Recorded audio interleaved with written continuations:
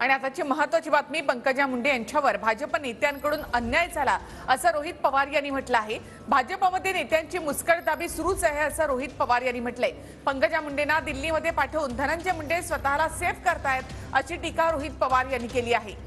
सत्तेचा वापर बाहेरून नेते आयात करण्यासाठी सुरू आहे अशी टीकाही रोहित पवार यांनी केली। रोहित दादा, ज्या पद्धतीने भाजप हे सगळं करतंय, काय म्हणाल? तो त्यांचा प्रश्न आहे। बाहेरून इम्पोर्ट केलेल्या नेत्यांना ते मदत करत असतील तर तो भाजपचा विषय आहे, सत्ता त्यांची आहे। सत्तेचा वापर हा बाहेरून नेते इम्पोर्ट करण्यासाठी ते करत आहेत।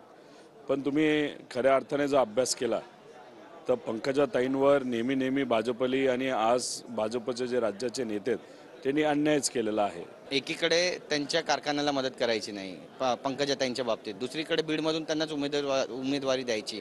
मग याकडे नेमकं कसं पाहता? हे सगळं षडयंत्र आहे? नाही, आता त्यांना उमेदवारी दिली जाईल की नाही हे आपल्याला बघावं लागेल। कारण का त्यांना जर उमेदवारी दिली तर मग प्रीतम ताई काय करतील हाही खरं तर प्रश्न आहे। आणि भाजपची कशी पद्धत आहे की जे नेते आपल्याकडे आले ते आपल्याला कधीही सोडू जाऊ शकत नाही, त्यांना गृहीत धरायचं आणि बाहेरून नवीन नेते आणत जायचं। म्हणजे आहे त्या नेत्यांची मुस्कटदाबी कुठेतरी बीजेपीकडनं केली जाते। पंकजा ताईंना तिकीट द्यायचं आणि धनंजय मुंडे यांना स्टार प्रचारक त्या ठिकाणी बनवायचं, हे कसं पाहता?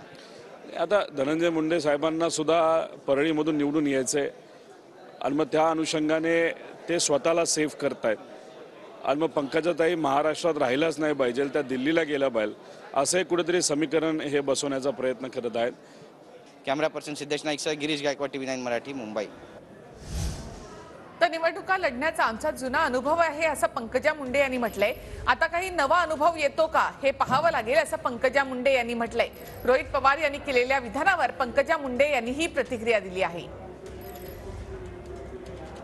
रोहित पवार असं म्हणत आहेत की पंकजाताई दिल्लीला गेल्यावर चांगले होईल, आपला मतदारसंघ सेफ होईल, म्हणून भाऊ धनंजय मुंडे कदाचित मदत करत असतील।